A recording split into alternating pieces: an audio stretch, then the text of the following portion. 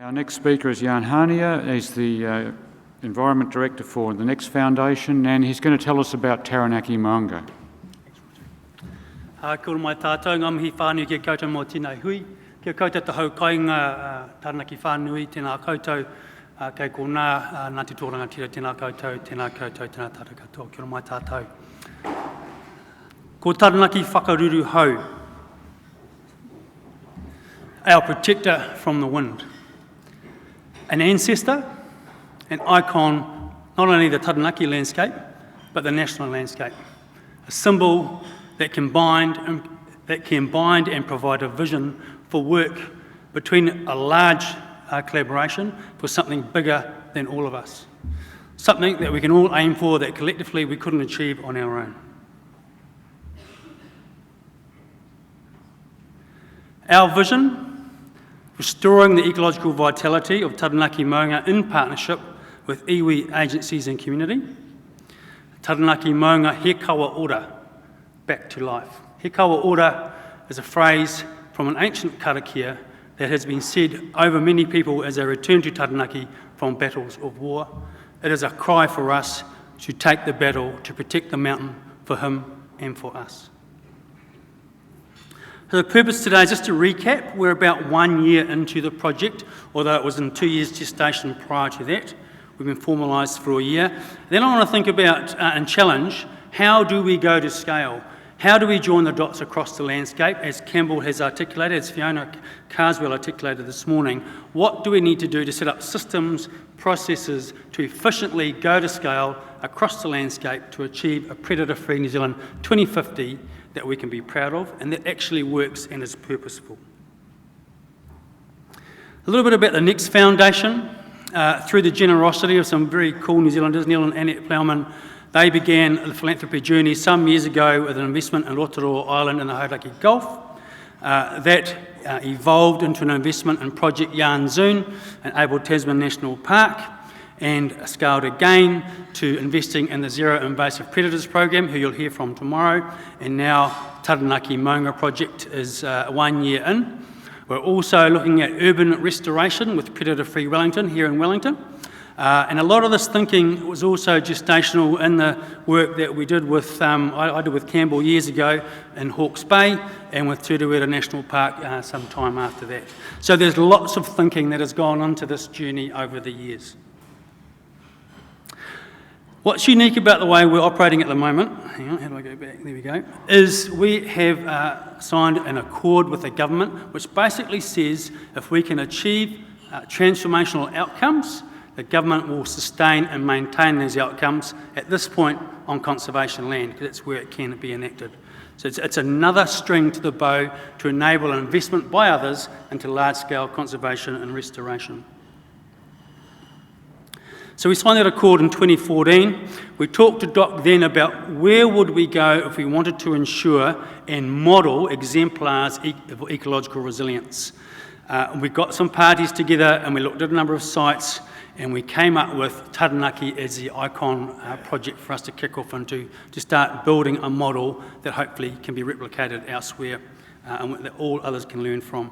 In that process, Predator-Free NZ 2050 was announced, and through the impetus of our project and that far cry for all of us, the impetus is starting to expand beyond just our project. It's really critical at the start of this project that we enabled and invited iwi to be at the very forefront. They came down to Yarnzoon and looked at how Next was doing business down there, and were part at the table. They are directors and representatives on the board of the project, and our chairman, Jamie Tuta, is also the chair for the Taranaki Collective treaty settlement process as well. What that enables is maximising opportunity for aligning what we're doing with a treaty settlement outcome. We then looked around for compatible partners, good fit partners who would be able to work with us, who were able to invest in the long term and who were invested in Taranaki community already, such as Shell, such as the Taranaki Savings Bank Community Trust. We're also in partnership with Landcare Research, who provide core funding research support to our work. And we also have another philanthropist, Sam Morgan, in Jasmine Social Investments, working alongside, is very interested in innovation and is also supporting ZIP as well.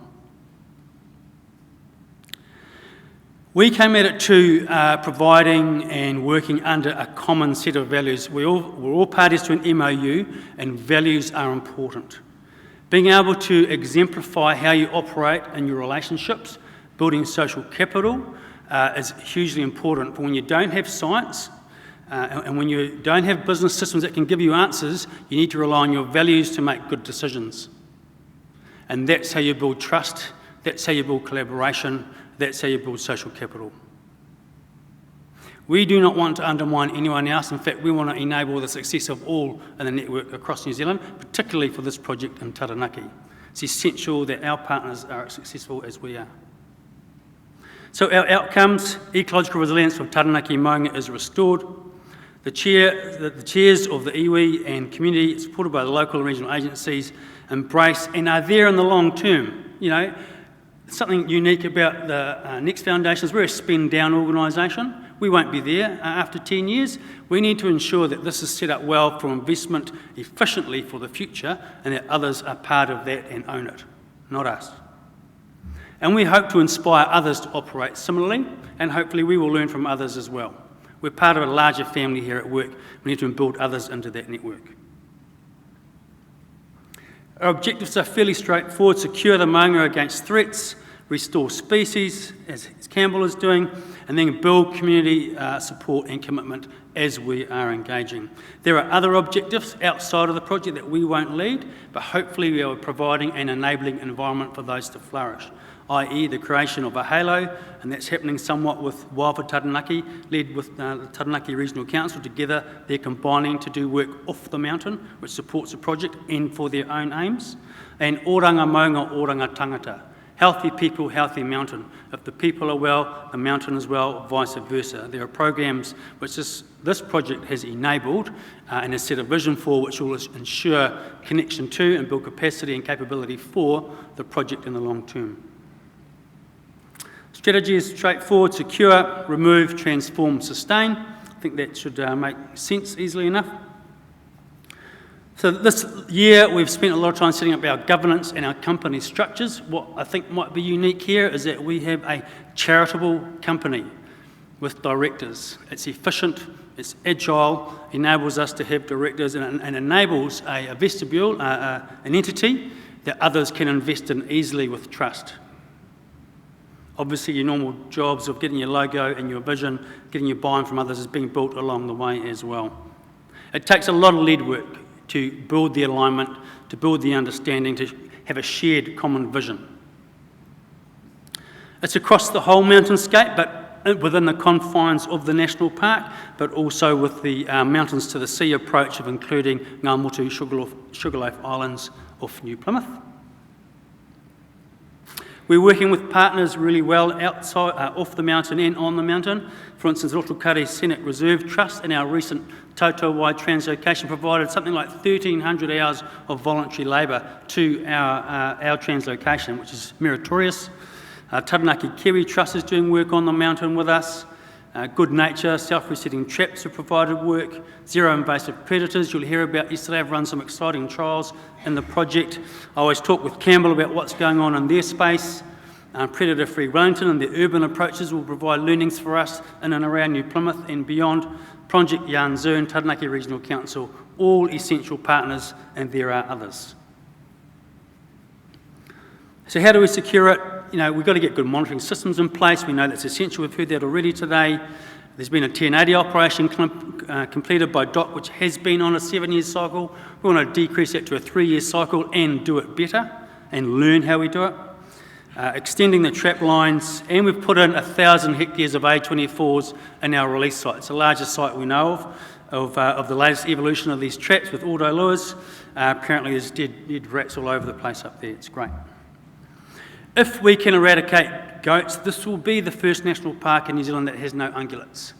It's had 90 years of investment to date in goat control.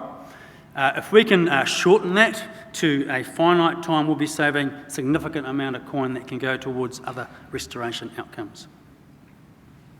Restoring species, again, we're mostly setting up data, but we are supporting the Taranaki Kiwi Bank Trust to bring back birds with transmitters on them so we can understand what the fate or population dynamic actually is on that big rugged mountain. We've brought back tautauwai in the last couple of weeks, which was a huge success and bringing a lot of people together for a common goal, and other work going on. But I can just say that, when you saw people part of the translocation process, and many here will have seen these in the past, there was a change in the reverence. There was a change in the way people operated on that day. There was something much bigger than themselves at play, and everyone felt pretty cool. And that's part of that people social licence process. Without putting too scientific a term on it, we need to have people's hearts and minds involved in this process, as well as the good business rigour, as well as the good science. Inspiring other communities, Wild for Taranaki has been initiated under the Taranaki Biodiversity Accord, and you'll hear from those guys. They're doing some great work. They're providing administration, planning, training, and a collectivism to the other work that's going on around Taranaki, which is really important. PFNZ 2050 was announced, and Predator-Free Wellington is also part of our suite of projects that we're investing in. This is a map put together by Taranaki Regional Council as they now look to augment their possum self-help scheme, much like in Hawke's Bay, to move the game from possums to other predators and to eradication. How do we do that? We're all wanting to learn, and there isn't a lot of expertise out there, so we're building it as we go.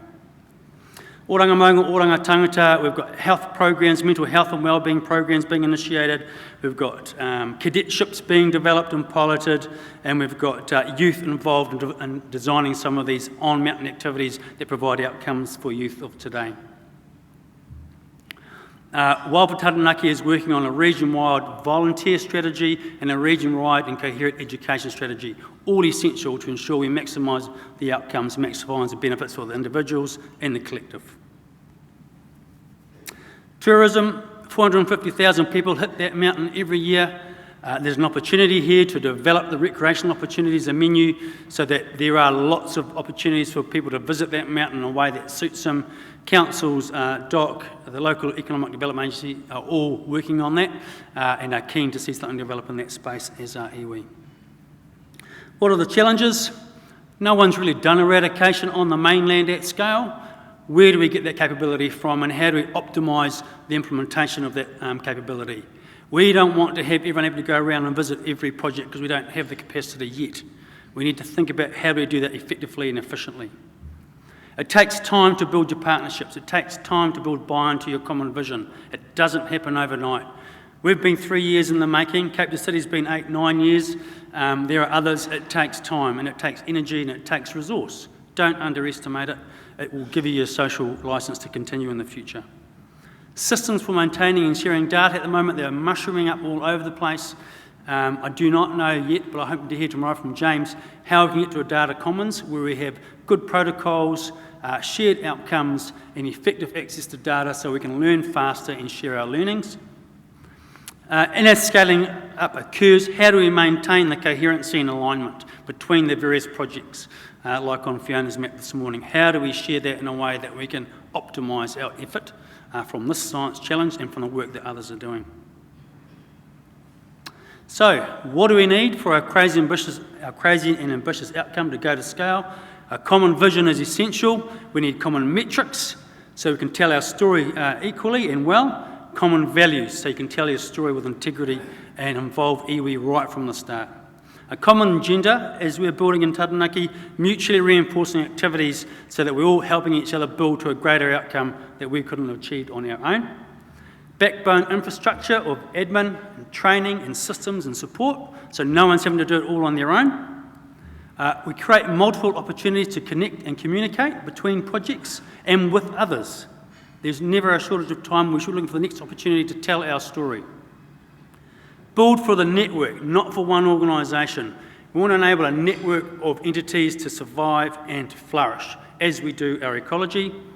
Remain adaptive so we can learn from the tools that you good people are coming up with and remain committed to the common vision. Kia ora mai tātou.